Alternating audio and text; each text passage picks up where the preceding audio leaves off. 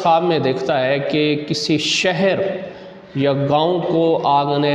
जला के राख कर दिया है, या किसी शहर में आग लगी हुई है, या किसी गांव में आग लगी हुई है, किसी बस्ती में आग लगी हुई है, तो इसकी ताबीर यह है कि वहाँ के लोग, यानी उस शहर के लोग, उस गांव के लोग और उस देहात के लोग किसी आफत और बीमारी का शिकार होंगे, या वहाँ पे कोई वबा फैलने का ख़तरा है, या वबा फैलने की तरफ इशारा है। इसी तरह अगर कोई शख्स ख्वाब में देखता है कि आसमान से आग गिरी, किसी शहर पे गिरी या किसी गांव पे गिरी और उसको जला दिया, ख़त्म कर दिया, तो इसकी ताबीर ये है कि वहाँ पे फितना फैलेगा, लोग फितने का शिकार होंगे। इसी तरह अगर कोई शख्स ख्वाब में देखता है कि आसमान से नहीं बल्कि ज़मीन से आग निकली और वो आसमान की तरफ गई, तो इशारा है, इसकी जो ताबीर है वो ये है कि वहाँ के लोग झूठ और बहतान से शरीफ और नेक